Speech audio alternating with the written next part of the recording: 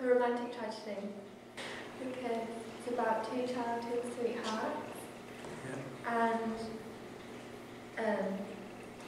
sadly, the male of the pair ends up killing his wife and the child. Oh, yes. So that's the tragedy. Accidentally. Who's the target audience for this film? Well, funny you should ask that.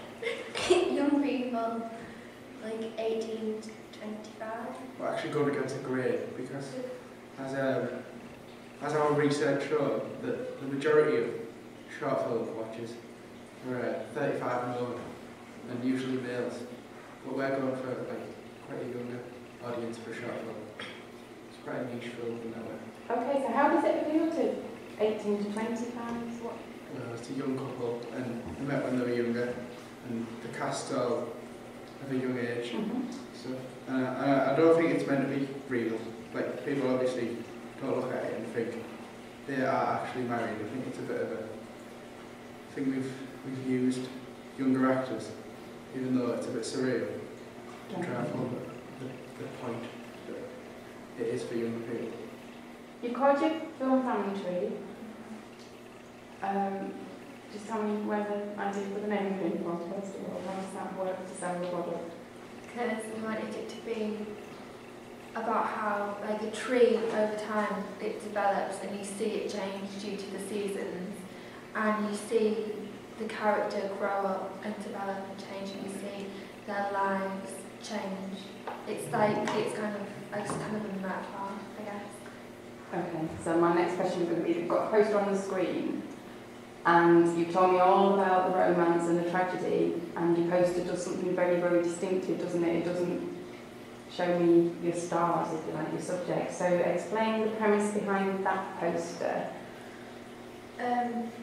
Well, it uses like a light romantic colour, and it shows romance, but the tree is like in the centre, and it symbolises what the film is about, but doesn't give like much away, because it's not the actors there. And the tagline, yeah, is a question, so it keeps the audience thinking about what they're about to see. That's good. Alright, so talk me through this poster. How does this one work? And how does it relate to the first poster in any way? This one gives a little bit more away. I think with the other one was a bit more enigmatic. This one has got one of the actors in, but it's quite a I don't know what it's a block shot. You can't really see him in full. So, and it's got the same tagline. It's a run the people, and the tree's still there. So if you were to release the original sneak poster, just to spark interest, so people wanted to know what it was about, and then the second one reveals a little bit more, create a bit of a fuss around the film, and then the final poster shows gives you this is the most informative one. It's probably the most professional one and the most. Tell me why you've got maybe a different typeface for the posters. Is that something to do with reaching out to audiences? Well, this one looks more like a print poster really. I think the other one's more like viral. If you're going to release them online, spark a bit of interest, maybe with the internet link, then you don't need that much information, but that looks more like the one you can see on a bus stop already.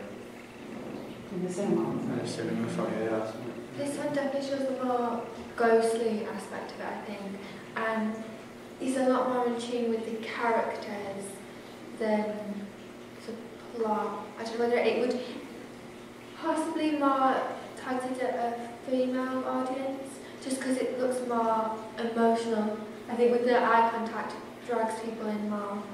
So I don't know whether it would be more seen as more of an emotional side of the film. That's a good point. Because I, personally looking at that one, I think that might open up your gender, if you like. I actually think that might appeal more to males. What about you, Carl? What do you out of the three? Or do you like the... I think that's the most easy to associate with, the most more audience, like that's open to more people. Yeah, because the one's pink. I think the first one focused on the tree, whereas this one's just got the tree as like a logo. this one's more focusing on it. It gives more of the film away as well. So in the first one, you've got like all you really know is it's got something to do with the tree, and then the second one, you know that there's a man in it, and they've still got the tree and the love. And then this one, you've like with ghostly aspects. You've got the tree, you've got a man, and you've got a woman in the background, which is quite ghostly. And I think that like the whole film is on that poster.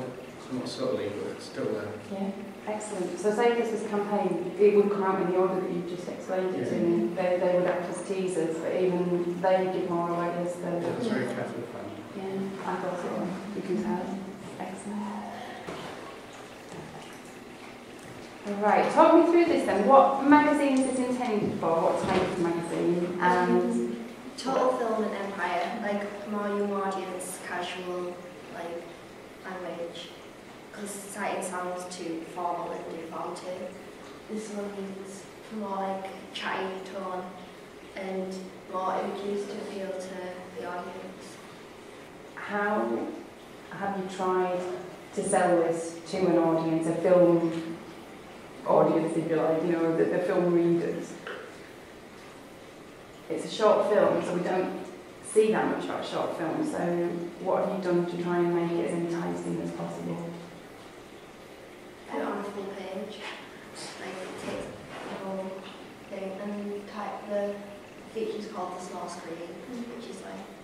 It's part of the feature of the small screen, so if it was a magazine, it'd feature other short films and that as well. So it'd be, and that's like the feature short film. So it makes it stand out. It starts a request screen, which is like asking readers what they think and drags them into it. And it's quite humorous and chatty, so it's not overly like hard to read and understand. They use like a lot of adjectives and describes a lot of feelings and stuff about the film, but doesn't give away the plot, and then it's full of opinion, but doesn't give much away. Excellent. Tell me why you chose the images you did, and think about the posters as well, and tell me about this. Well, it was key to get the tree in again, because that's kind of our main motif. Also, you've got the kind of young romance element with the two people who are like the teenagers in the matching coats. But then you've got the more, you can tell it progresses, and you can kind of, from the engagement ring, you can tell that it does something, the love kind of, And it's mysterious, you don't know what's happened to get to that point. And the picture is from the second poster, which people will don't know if they get to see that picture again and they'll think about this film. Yeah.